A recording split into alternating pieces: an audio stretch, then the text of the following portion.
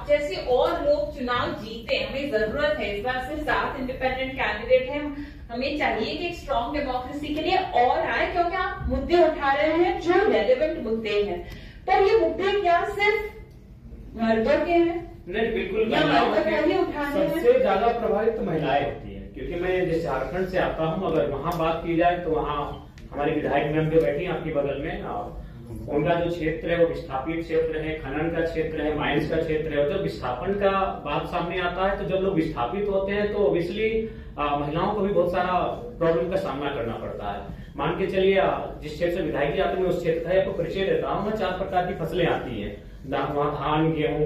तो महिलाएं जब अगर विस्थापित ना होती है, क्योंकि झारखंड में अगर बात करें तो आपको विस्थापन की बात करनी होगी, आपको माइंस की बात करनी होगी। जो लोग यहाँ बैठे हैं और इसलिए आप झारखंड को जानते हैं मिनरल्स के लिए, और नो डाउट हम लोग देते हैं 27% कोयला देते हैं, ओवरऑल 40% खरीद देते हैं।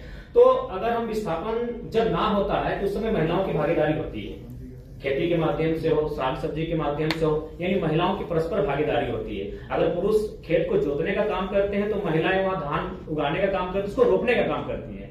और फिर महिलाएं जब धान को काटती है तो पुरुष को खेत कर लेके आते हैं, यानी 50-50% होता है। जब खेत हमारे पास होते हैं तो हमारे पास जो महिलाओं की भागीदारी होती है 50% होती है। लेकिन जब उस क्षेत्र से हम विस्थापित कर जाते हैं, वो क्षेत्र जब गवर्नमेंट किसी परियोजना के लिए ले लेती है तो महिलाएं शून्य हो जाती है, उनके हाथ कट जाते हैं। तो लाइक जब हम लोग न्यू झारखंड की बात करेंगे तो महिलाएं ऑब्वियसली बहुत भारी संख्या में होंगी। और इस चुनाव में हमारे पास जो मेरा वोट बैंक रहा 3.5 लाख, उसमें अगर रेशियो भी देखा जाए तो 60% यूथ थे, बाकी 40% महिलाएं थी। तो कहीं ना कहीं उसमें उस दिशा में हम लोग अच्छा काम किए हैं और महिलाओं को अच्छा कनेक्ट भी किए हैं, क्योंकि महिलाओं ने भी इस समस्याओं को देखा। आज अकॉर्डिंग टू कोरोना के टाइम का जो हमारे पास रिपोर्ट था उसमें 12 लाख झारखंड के प्रवासी मजदूर मिले, और उन प्रवासी मजदूर की जो पीड़ा है उन महिलाओं ने